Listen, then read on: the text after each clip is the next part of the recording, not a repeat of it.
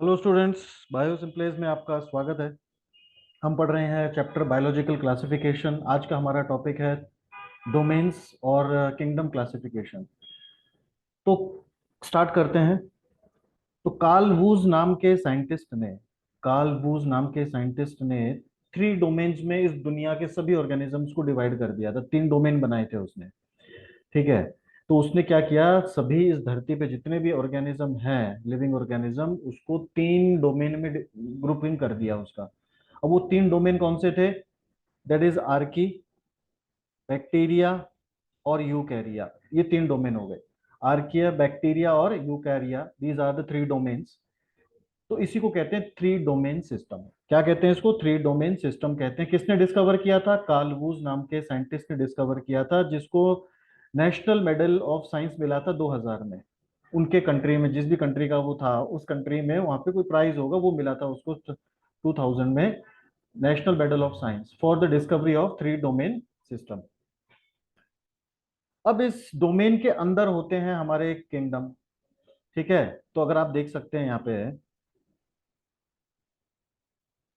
तो अब इसमें से जो 2 डोमेन थे, आर्किया और बैक्टीरिया, ये दोनों में कौन से टाइप के सेल्स थे? प्रोकैरियोटिक सेल्स थे। मतलब ये दोनों डोमेन किसके अंडर में थे? प्रोकैरियोट्स के।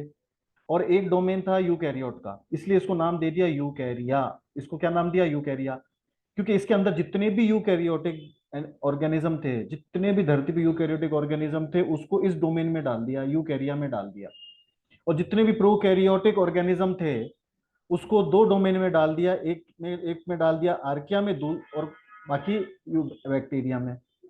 तो ये दोनों डोमेन आर्की और बैक्टीरिया में कौन से टाइप के हैं? हमारे प्रोकैरियोटिक ऑर्गेनिज्म आ गए।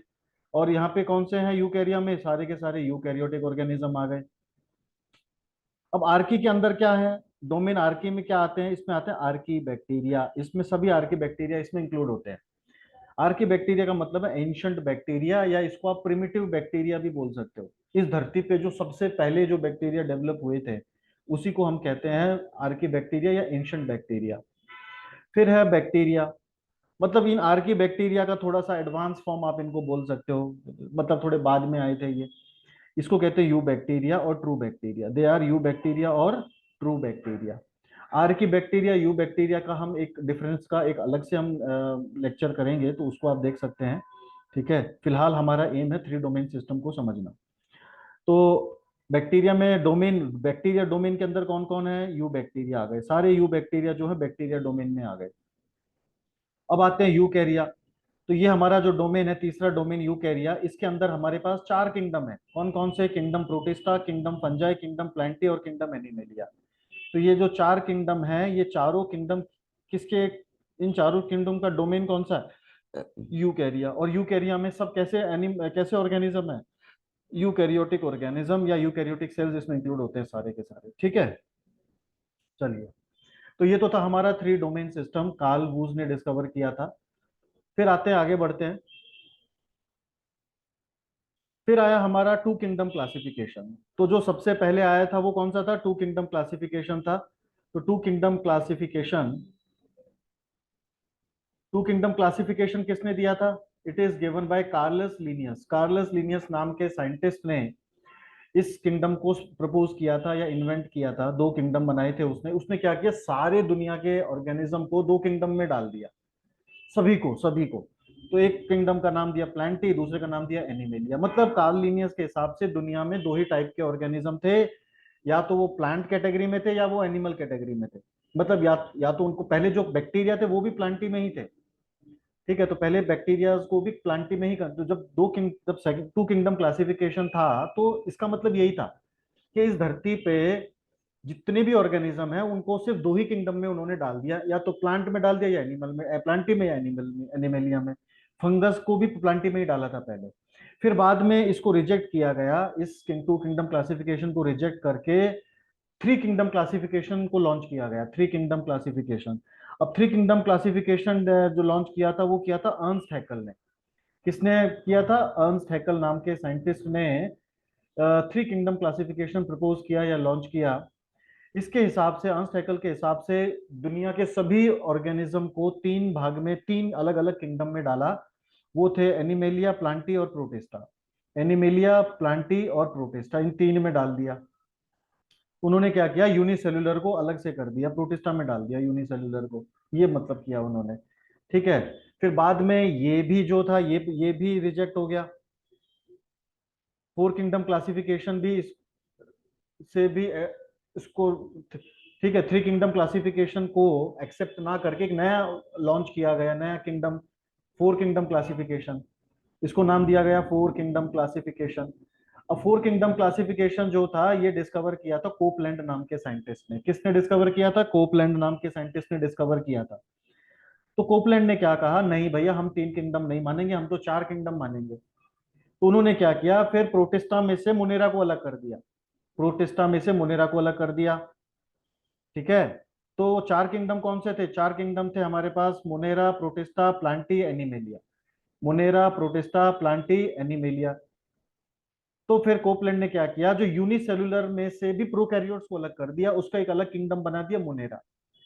ठीक है। पहले सारे यूनिसेलुलर को किस में डाला था? प्रोटिस्टा में डाला था।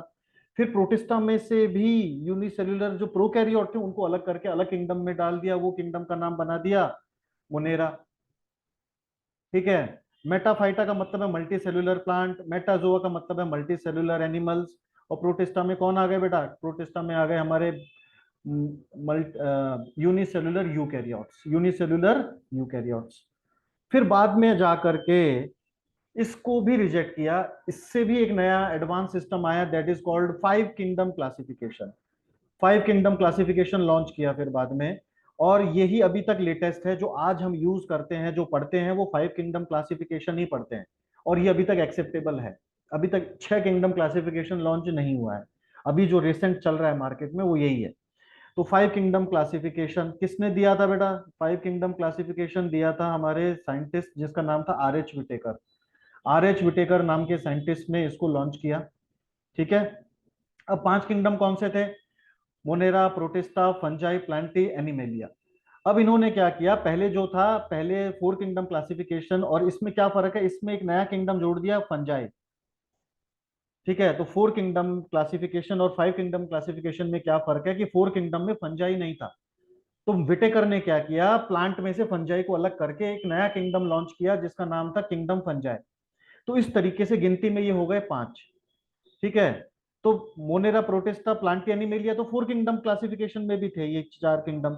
लेकिन जो एक नया किंगडम लॉन्च किया था विटेकर ने, वो कौन सा था? प्लांट्स में से फंगस को अलग कर दिया और उसको एक नया किंगडम में डाल दिया, that is kingdom fungi. So this is the five kingdom classifications. तो हमने थोड़ा सा एक हिस्ट्री देखी कि किस तरीके से पहले डोमेन सिस्टम था, फिर और फिर टू किंगडम क्लासिफिकेशन, फिर three kingdom classification, four kingdom classification, और आज हम पढ़ रहे हैं फाइव किंगडम क्लासिफिकेशन। इन्हीं पांचों किंगडम को हम आगे के आने वाले वीडियो में, लेक्चर्स में हम अच्छे से डिटेल में समझेंगे। जिसमें से पांच में से तो प्लांटी और एनिमल किंगडम, प्लांटी और किंगडम एनिमेलिया तो हम, हमारा स्पेशल अलग से चैप्टर भी है जो हम आगे पढ़ेंगे। ठीक है। तो this is the introduction of domain and two three four five kingdom classification. Okay. So please like, share and subscribe my channel. Thank you very much.